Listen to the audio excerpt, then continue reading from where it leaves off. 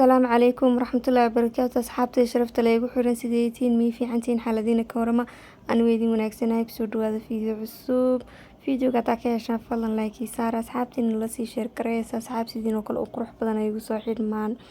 maanta waa maalintii shaqada iigu dambeysay ma fahanteen oo shaqadii ka tagaya soo waxay ahayd waan soo labistay waa kaasa wax waaye dharkan aan soo xidhay makeup iyo waxaasna ma marsadee lipstick baan dibnaha soo marsaday ani reera makeup ma ihi soo dharkan xirana aan idin yar tusi ee cabaayada oo saani u egtahay waa madow liiliid oo grey oo kala bay leedahay soo kabaha dhaadheerna waa u soo xidhay oo madow waliba buur baa maraayo ma ogi kabaha dhaadheer saambuurta uga bixi doono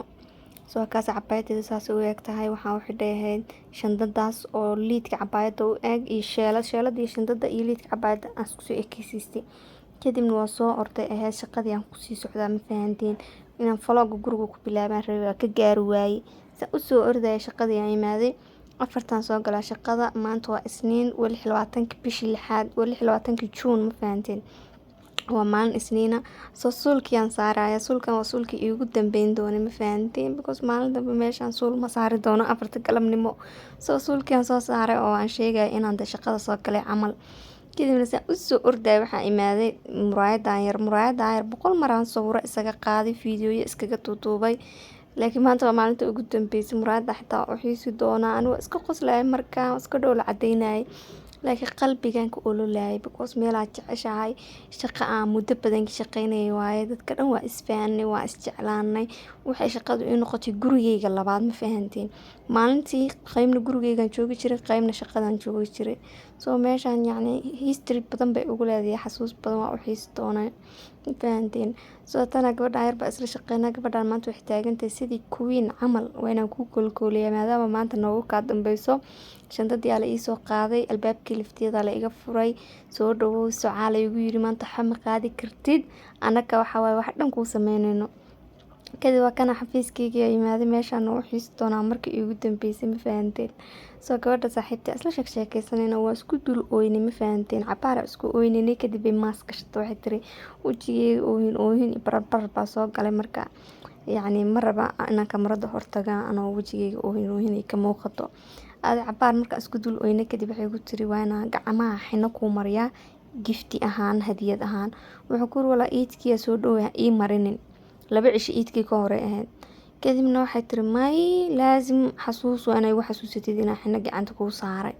soo taas xina yar halka baabacday marinaysa waxaan ku heshiinay hal gacan kaliya ii marisa marka xina waysan gacanta kale iiga marinin ilaa muddo qaadanaysa inta qalalaysa shaqadina waan ku jiraay laakiin maanta wax ku fiicneed shaqadu mayna nagu badnaynba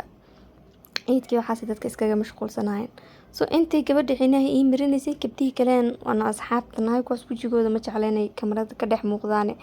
baa marna habisiiya mar dhabanadeeda iska jecel yihiin amna kuuskuusa iigu yeedhaano amanadeeda iska jiijiidayeen wala iska kii dhudhunkanay ma fahanteen adigu ii xaraabadeynayeen wallaahi maanta waxay iga sheekeynayaan si iigu xiisi doonaan waxyaabahan soo wada marnay soo manitinka baan ka wada hadlaynay soo taas saaxiibadii barfiin oo ii dhamaysay xinaha quruxda badan leh ii saartay nashqada quruxda badan leh markaas thank you aan ku lahaa kadibna waatana kuwa kale hadana meesha ayaga igu dhagay ma fahanteen oo igu dul ooynayay kadibna waxa waaye waxay dhaheen maanta inaan ku xaraabadayno bahalkaas ay igu soo afuufayeen qaqaba igu lahaayeen yacni waa iska xaraabaadsanayeen maadaama shaqo badan jirin ayaga ii xaraabadeynayay waa kaas bahalkii aan qaqabanay ma fahanteen waxa ciyaalku ku ciyaaraan yadana mid kale aan halkan fadhiyay qabsatay oo igu dul ooynayso igu lahayd noo soo noqo yanaga taginay maana joogtiday ma fahanteen halkan wada sheekaysanayna marna isku dul ooynaa marna isku dul qosolna walaa qosolka afku waa qalbigu waan ku ooynaa wadna wax moodo inuu waran iga taagnaa sidii inaan familkeyga ka tagayo kale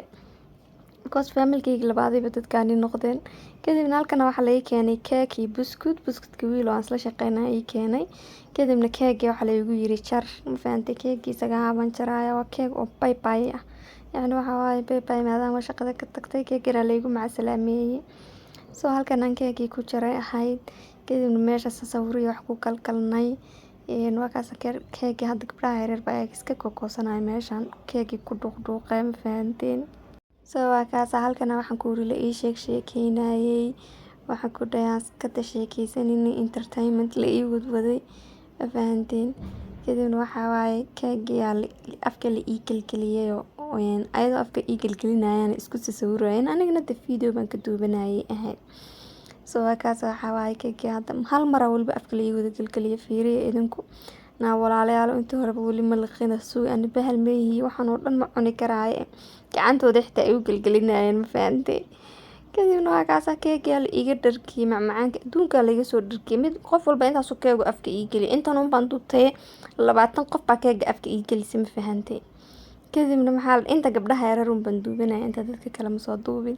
Kadibna keegii afka la ii geliyay waxaa ka dambeeyay in sanka la ii mariyay keegii. Aniga waxaan leeyahay walaalayaal keega ayuu dharka iga wasakhaynayna suuga bal weli sawiro kale video kale igu keen dhimane. Ma waxaasay maqlaayaan ayake. Kadibna waa kaas haddana markii dambe biskudkii meesha yaalay baa afka la ii gelgeliyay war inta idiin soo duubay intaan soo duubin baa ka badnay ma fahanteen. Waa kaas hadda keegii aan iska masmasaxay ahayd haddana saaxiibtay aad timaaday hadda waa bilaa mask iyadii baa haddana waxaan ku ii gelisay keegii afka allah والله so emotional ah anoo hadda codka saaraya meesha dhex joogin emotional aan dareemaya u xiisi doonaa meeshaas because dadka waa isfahanay waa isjeclaanay ahayd hadda markaa ka tagaysid baa yar qalbi xanuun kulley maalmo igu qaadan doontaa inaan iska iloobo taas saaxiibadii baa haddana keeg kale wejigii ii marisay waaba igu dhamuuqday weliba saasoo tay bay iga xishoonayeenba keegii meesha igu dhamuuqday waa kaas cabaayadii dharkii oo dhan uu iga uskageeyay mid kale indhahayga ma u jeedaan waan soo ooyay anoo soo ooyayba maxaa la dhahaa videogan yar idin duubayo aan dhan wejiga iga bedelmay ma fahanteen. Kadibna waa kaas meeshan aan soo maca salaameeyo bye bye ku soo dhahay adiga jarowgii wixii dhan waa ii soo dhamaadeen shaqadii maanta waa ii soo dhamaatay meeshii aan soo maca salaameeyay waa kaas 10kan baxaa shaqada waan soo yara dheereeyay suulkii aan saaray waa suulkii ugu dambeeyay kadibna waa iskaga soo tagay ma fahanteen anoo wadnuusa ii dhex yaalo. Kadib guriga markaan imid shandadeeda waxaan ka dhex helay chocolate-kan oo warqadan soo dhex geliyay saaxiibtay ii soo qortay warqad la ii soo qoray yaraanteedii ii dambeysayba jacayl baaban dib u soo xasuustay yaraanteedii. Thank you so much baan ku leeyahay barfiin inta warqadan quruxda badan la ii soo qortay. Maanta routine-kayga saas uu ekaa oo maalinta shaqada iigu dambeysay ahayd ma fahanteen hadaba emotional noqday videoga markaan daawaday maca salaama bye bye see you soon guys.